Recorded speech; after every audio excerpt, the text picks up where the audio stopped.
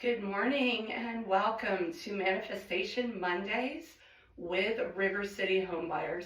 I am really excited that today is not only Monday, but it is the first Monday of quarter four. So this spectrum of opportunity for all of us is so broad and so wonderful.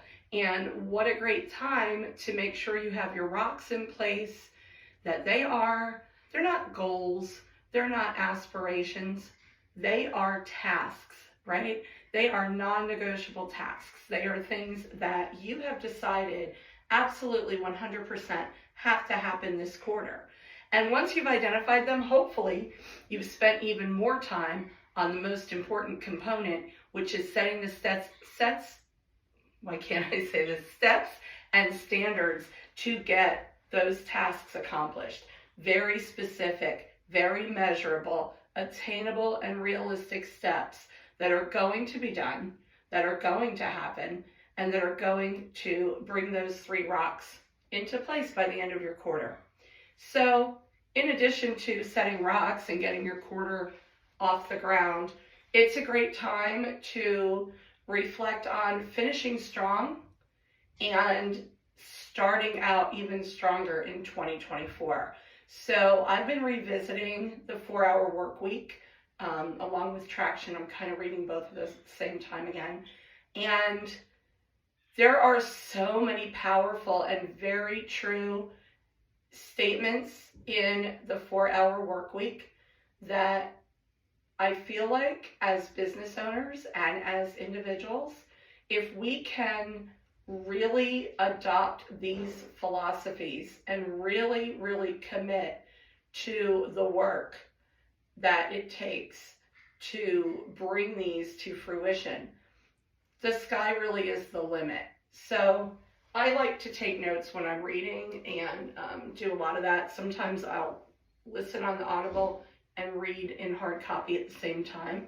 So some of the statements that really stood out to me when I was rereading this weekend, one of them, of course, is it's as easy as believing it can be done. It is as easy as believing it can be done.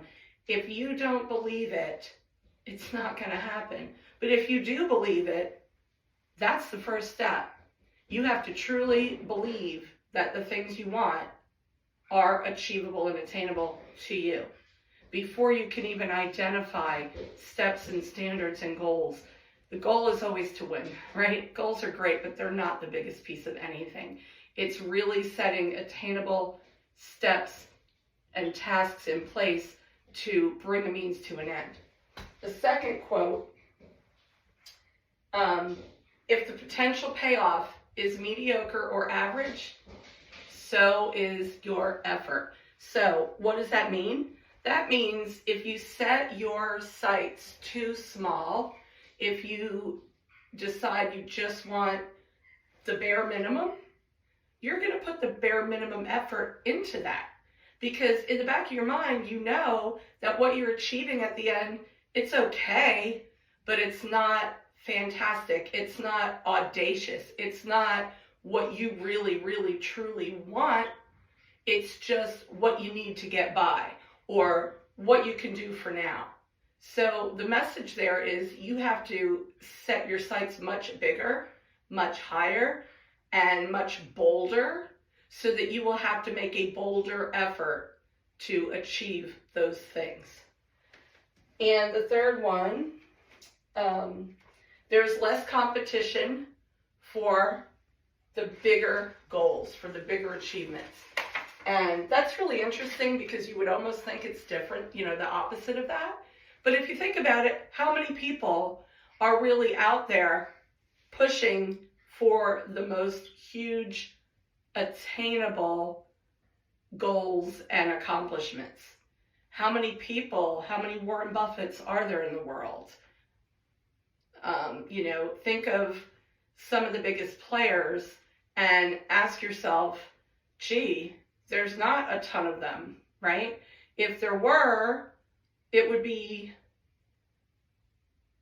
great. It would be much more competitive. But then you have to say to yourself, well, why? What does Elon Musk have other than belief, confidence, aspiration, and grit.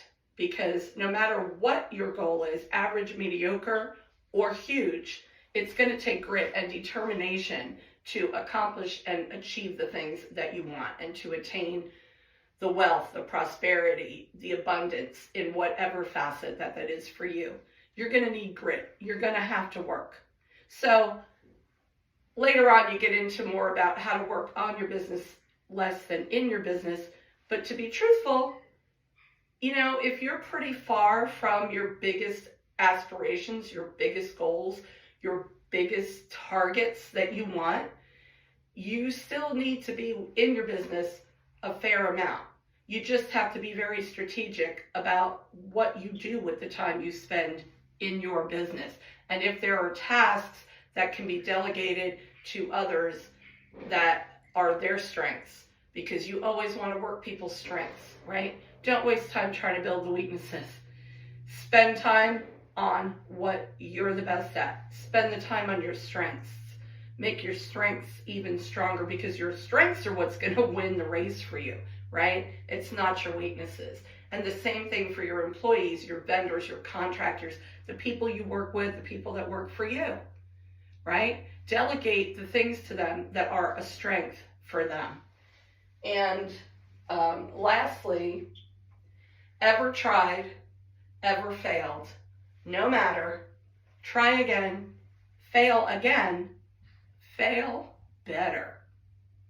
So what that means is, even though you put all this into place and you set your vision and you set your goals and you set your rocks and you set your standards and your steps and you make your targets huge, you set your timelines out and you commit to 4 really big, really large, really bold things that you want to achieve, you're going to fail at some things. That's inevitable. You're not going to necessarily succeed at every single step, every single piece along the way.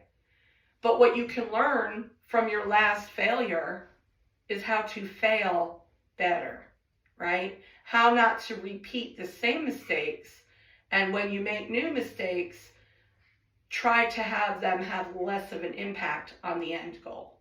So I would like to manifest out into the universe this week and have the universe manifest back to myself and to all of you the strength, the motivation, and the clarity to set those Q4 rocks and to put the steps and standards in motion, and for you to see and reach for the really big and bold long-term and short-term goals.